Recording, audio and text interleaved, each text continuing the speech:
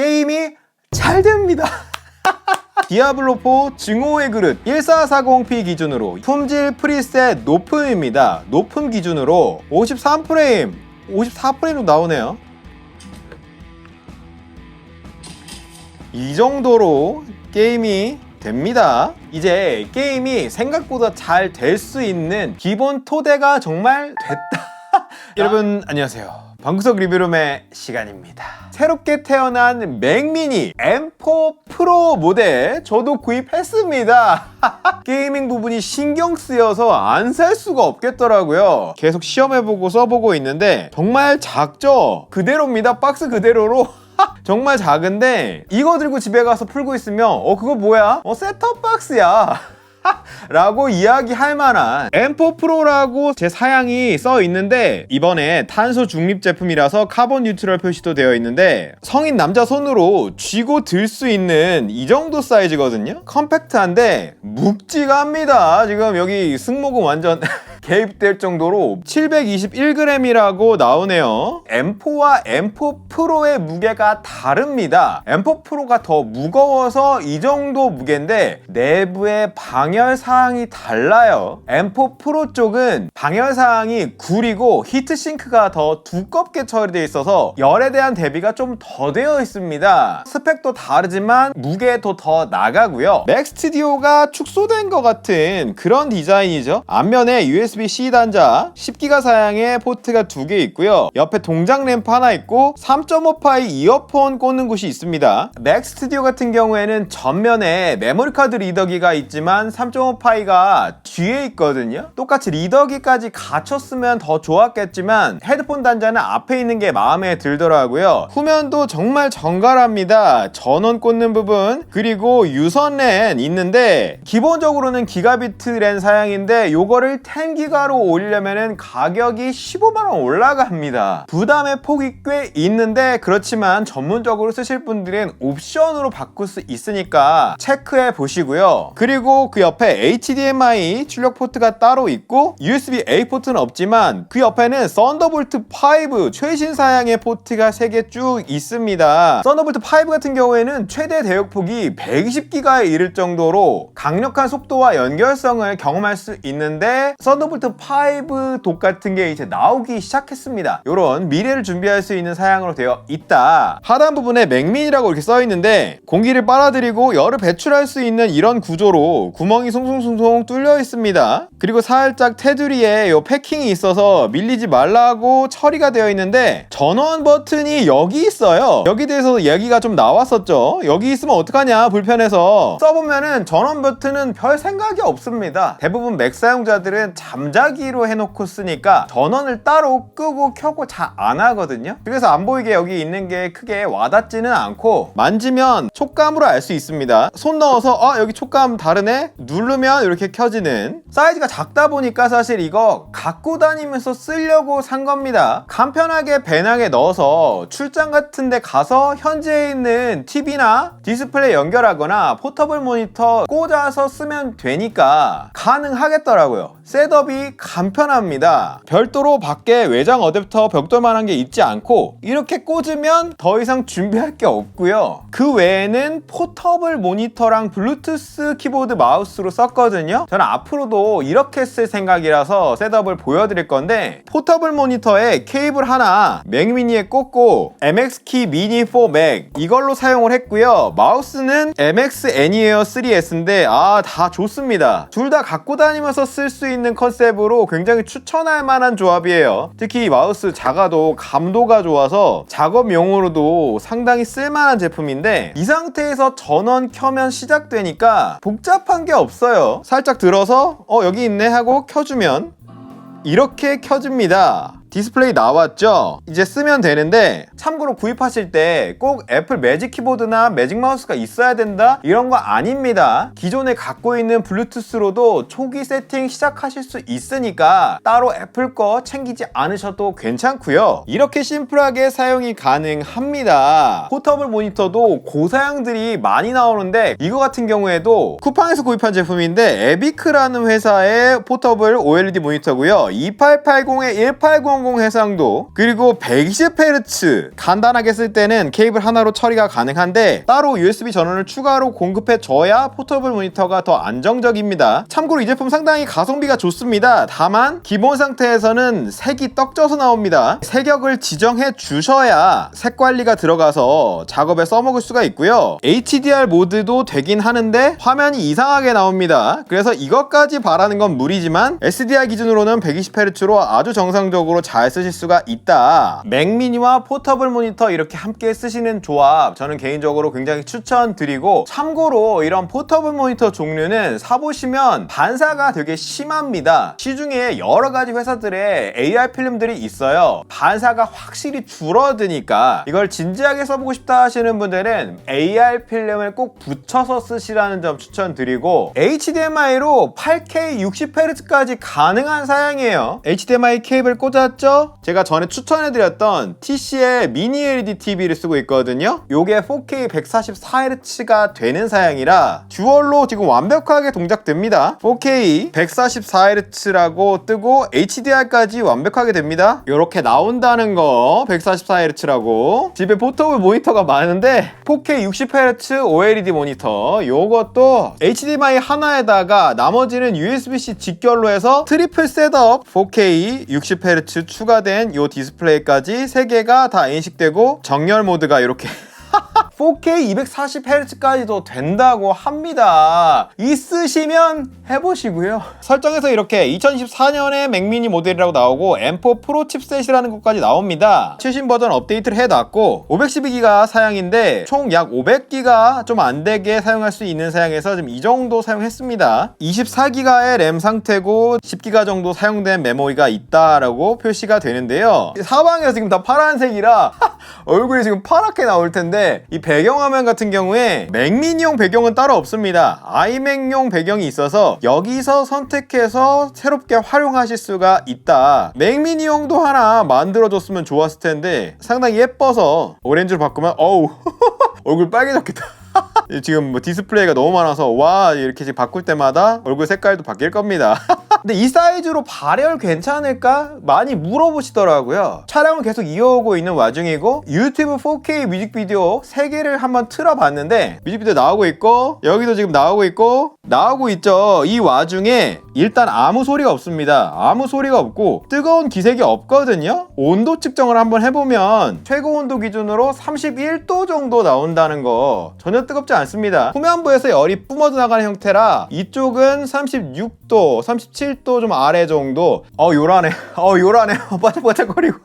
저 같은 경우에는 아예 설정까지 해놨습니다. 고성능 모드라고 하는 걸로 계속 사용하고 있는데 아예 이렇게 에너지라고 위에 있거든요. 여기에 에너지 모드를 바꿀 수가 있는데 기본은 자동으로 되어 있거든요. 저는 이걸 고성능으로 바꿔서 사용했습니다. 이게 고성능으로 한다고 성능이 더 올라간다? 그렇진 않아요. 팬을 좀 더 적극적으로 돌려줍니다. 헤비한 작업들을 할 수 있도록 팬 소음이 더 커질 수 있다라는 게 이 모드의 원래 의도입니다. 장시간 게임을 하신다거나 3D 작업을 해야 된다거나 영상 편집하실 분들은 고성능으로 해놓으면은 발열이나 스로틀링 관련된 부분을 좀 더 적극적으로 대처할 수가 있는 건데 이 옵션으로 항상 사용하기를 선호한다. 그렇다면 중요한 부분은 역시 성능이죠. 구형이 되어버린 저의 M3 맥스 맥북 프로랑 비교해보니까 살짝 현타가 오더라고요. M4 프로 12코어 CPU 사양 긱벤치에서 이 정도 점수가 나오거든요. 이 정도 점수 나오는데 이 모델의 점수에서 어머 더 낮아요.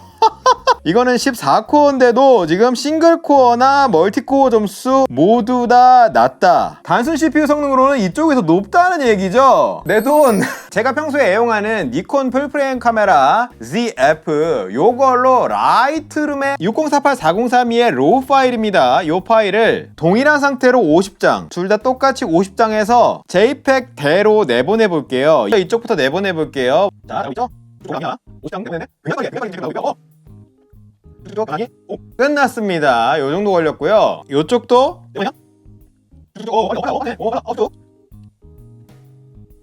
끝났습니다. 단순 CPU 벤치마크로는 이쪽이 높았으나 라이트룸에서는 역시 복합적으로 GPU도 사용을 하겠죠. 그렇다 보니 조금 더 빨랐습니다. 그렇지만 와, 가격 차이가 상당하거든요. 이 정도 퍼포먼스가 난다는 거고요. GPU 코어 30개짜리인데 이번에 구입한 맥미니 M4 프로 같은 경우에 GPU 코어가 16개입니다. M4 프로 맥미니 쪽이 메탈 그래픽 성능이 98,876점으로 이 정도가 나오거든요. 코어가 30개인 M3 맥스 쪽이 127,940점으로 높긴 하지만 코어 개수 차이를 생각하면 간극이 줄어 있다는 거죠. M3 맥스량도 이 정도니까 M4 맥스로 가면 그래픽 성능 부분에 향상이 확실히 느껴지실 텐데 영상 작업 부분에 있어서 프로 라인하고 맥스 라인업이 다른 부분이 있습니다. 영상의 인코딩 미디어 엔진 개수가 프로 라인업은 1개고 맥스 라인업으로 가면 이제 2개가 되긴 하는데 생각 이상으로 영상 작업이 잘 됩니다. 제가 생계용으로 항상 사용하는 파이널 컷 프로 기준으로 테스트를 해봤는데 백그라운드 렌더링을 꺼서 실시간 성능으로 퍼포먼스가 아니라 화질 우선 기준으로 아이폰의 HDR 10비트 영상 4K 30프레임 8개를 쌓았고 비디오 스코프 보기까지 켰습니다. 상당히 깔끔하게 프리뷰가 버텨줍니다. 상당히 깔끔하게 프리뷰를 버텨줘요. 상당히 깔끔하게 지금 요게 되고요. 어우, 잘 됩니다.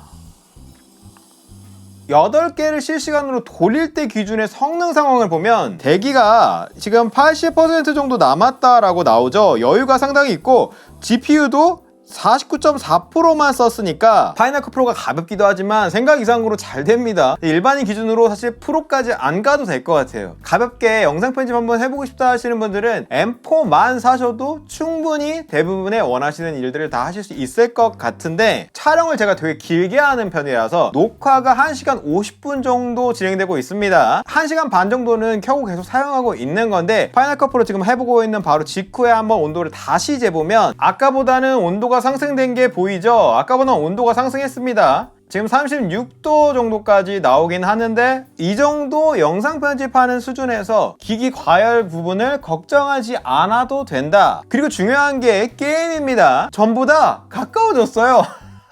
영상에서도 다뤘지만 분위기가 많이 변하고 있고 해외에서도 게임 가능성에 대한 얘기를 많이 하거든요. 실제로 게임이 잘 됩니다. 외장 SSD를 꽂았어요. 외장 SSD를 꽂아서 아예 애플 공식으로 앱스토어에서 외장 드라이브 설치를 지원한다고 영상에서 언급했습니다. 엄청난 용량의 게임들을 담아서 쓸 수가 있다고. 바이오하자드 리메이크 4 앱스토어 정식판을 지금 외장 SSD를 이용해서 구동을 시켰고요. 소리를 껐습니다. 소리를 꺼서 지금 조용하죠. 조용한데 1440p 기준으로 업스케일링 걸지 않고 깡성능으로 퀄리티 100%고 나머지 전부 높음에 옵션을 전부 다 켰어요. 다 켰습니다. 다 켰는데 애플 실리콘의 재미있는 부분이 바로 VRAM입니다. 통합 메모리를 사용해서 가용 메모리는 높은 편이에요. 이 모델도 14기가를 쓸 수 있다라고 나와서 그래픽 메모리에 이 정도 썼지만 아직 여유가 있죠. 텍스처 같이 VRAM을 많이 먹는 옵션에서 높음으로 올려도 이럴 때는 여유가 있는 게임돌이로서 윈도우 컴퓨터 있고요. 스팀덱 있고 뭐 다 있습니다. 다 있는데 팬 소리가 납니다. 살짝 팬이 돌아요. 깡성능으로 자 이렇게 하면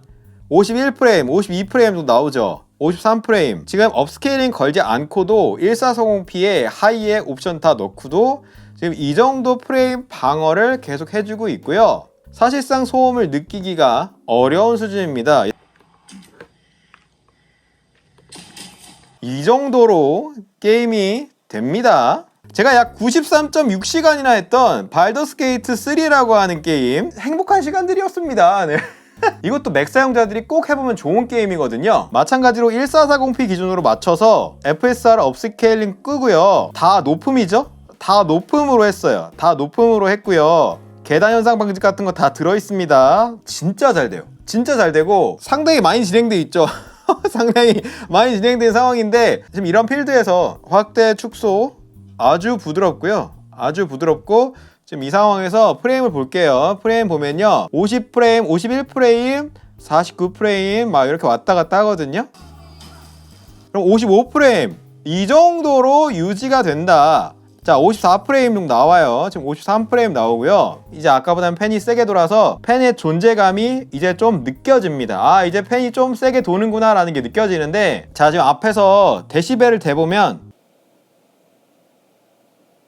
조용한 속삭임 정도. 하지만 이 정도도 역시 소리를 키게 되면 안 들리는 정도로 생각 이상으로 게임이 잘 된다. 오브젝트가 많고 복잡할 때 48프레임, 전체를 보면 52프레임, 54프레임 막 이렇게 나온다. 초명작 발더스 게이트 3 맥으로 하고 싶었다 하셨던 분들 1440p 하이오브로 원활하게 즐길 수가 있다. 바이오하자드부터 계속 하고 있는 건데 지금 게임 계속 돌아가고 있습니다. 이 정도 상황에서 그럼 온도 체크를 다시 한번 해보면 뒷부분에서 45도를 넘어가게 된다. 기기 자체는 40도 밑을 유지한다. 아예 후면부 최대 온도는 54도 정도 나온다는 거, 제가 생각한 것보다 잘 버텨줍니다. 스로틀링이 걸렸으면 지금 프레임이 떨어졌어야 되는데 50프레임을 계속 유지하고 있죠. 후면부로 이렇게 열이 빠져나가는 구조니까 벽에 딱 붙여서 쓰면 안 됩니다. 이렇게 오픈해 놓고 쓰시면 큰 무리 없이 쓰실 수가 있다. 그리고 지난번에 제가 다뤘는데 사실 애플도 윈도우 게임들을 갖고 오는 노력들을 하고 있어서 게임 포팅 툴킷이라는 준비도 해놨고, 그걸 이용해서 게임을 돌릴 수 있는 방법이 있다고 소개해드린 바가 있습니다. 그것도 살짝 테스트를 해봤는데 최신 버전입니다. 디아블로4 증오의 그릇, 이게 크로스오버라고 하는 소개해드린 프로그램으로 완벽하게 구동되거든요. 재밌는 게 지금 로제타라고 하는 번역 레이어가 중간에 개입돼 있다는 게 나옵니다. 깡성능보다는 조금 손해를 보고 있는 거예요. 1440p 기준으로 2560 1440으로 업스케일은 켜지 않았습니다. 품질 프리셋 높음입니다. 높음 기준으로 쫙 다 높음 상태죠.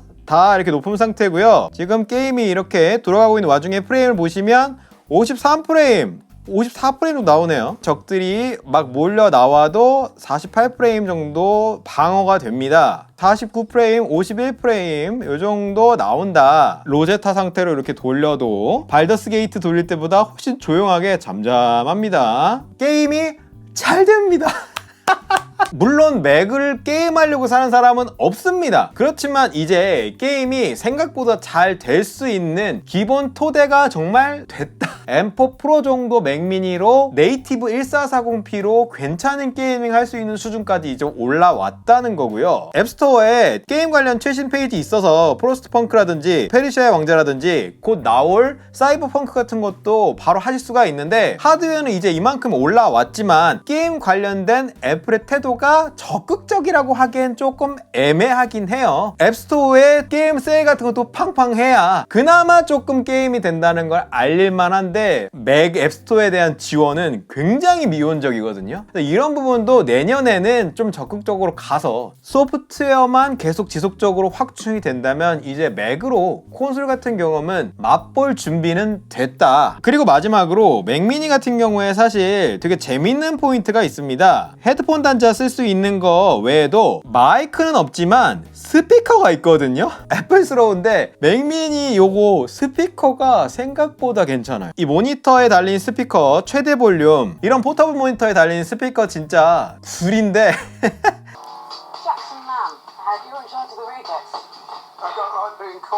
맥미니 스피커로 바꿔서